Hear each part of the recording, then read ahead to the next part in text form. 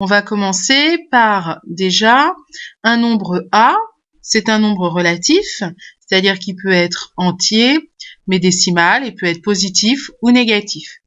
Et le nombre n, ça désigne un nombre entier plus grand que 1.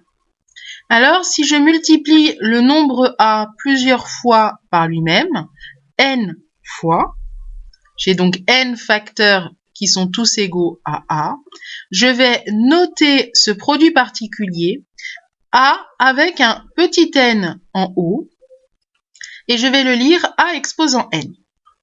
Donc A exposant n, c'est le produit de n facteurs égaux à A, et A exposant n, c'est une puissance de A, et donc que j'ai dit à plusieurs reprises, qui se lit A exposant n.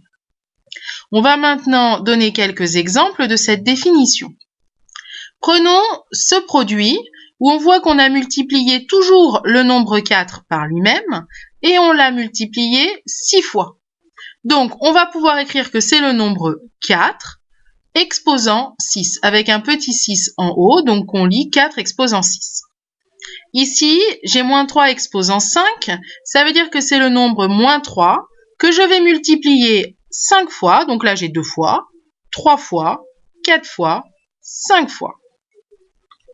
Donnons quelques cas particuliers que l'on connaît déjà. A au carré, c'est A fois A. A exposant 1, c'est pas un produit, et donc par convention, on va dire que c'est juste le nombre A.